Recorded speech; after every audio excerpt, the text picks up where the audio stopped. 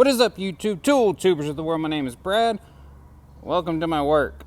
It's after hours, I'm off work, but I made a tool a couple months back that goes along with this machine.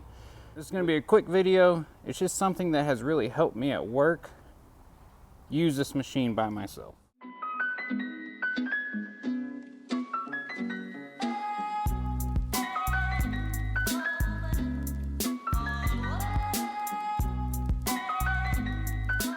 There it is.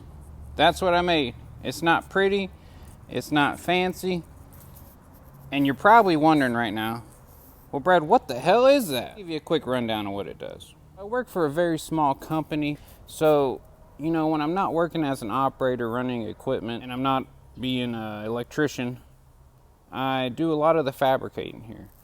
Not that I'm the best welder, metal worker, or anything like that, but I'm pretty good. You know, not a master, but pretty good. As I said, we're very small, so I'm doing a lot of this work on my own. The shop is empty most days. I don't like asking for help, and honestly, I don't like working side by side with people that much.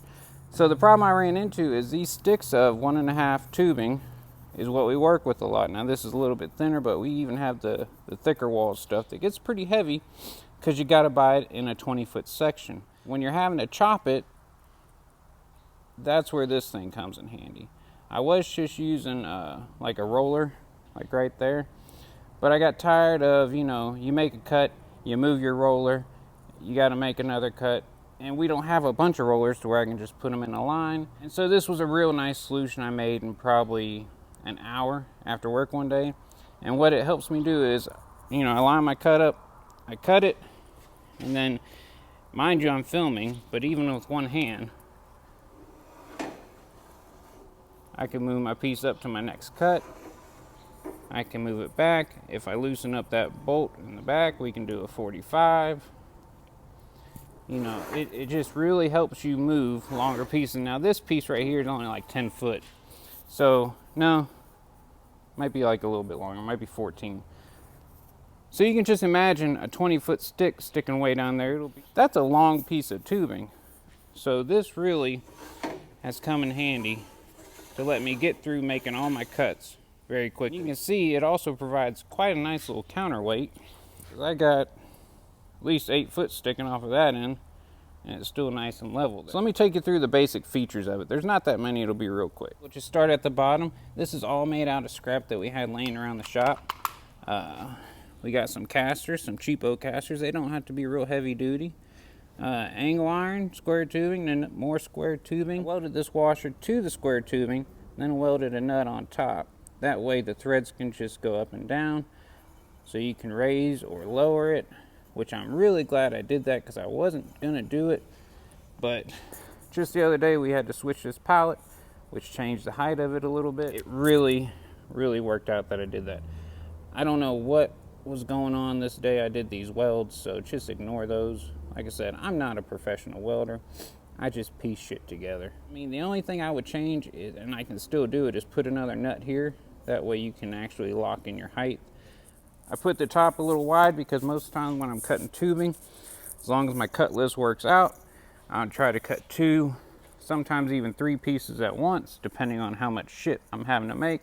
Hopefully, you know, this might give you an idea if you're like me and you work by yourself.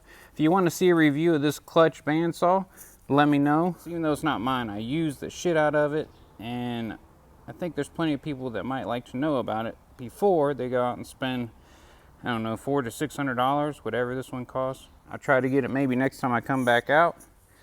And yeah, take what I made and improve upon it, because this thing has saved me a ton of time and a ton of moving shit around. It has made working by myself a whole lot nicer.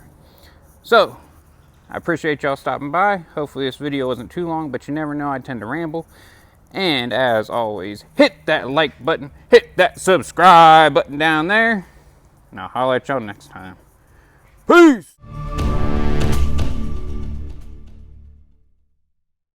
Here's a couple welds on an electrical panel I just got done doing not too long ago, and as you can see, they look a lot better, but I used flux core on these. So that might have been the issue. We might have really had a gas flow issue. You know, again, not the best welder, but not as bad as that shit I just showed you on that material mover. That one's kind of shitty. But it'll hold.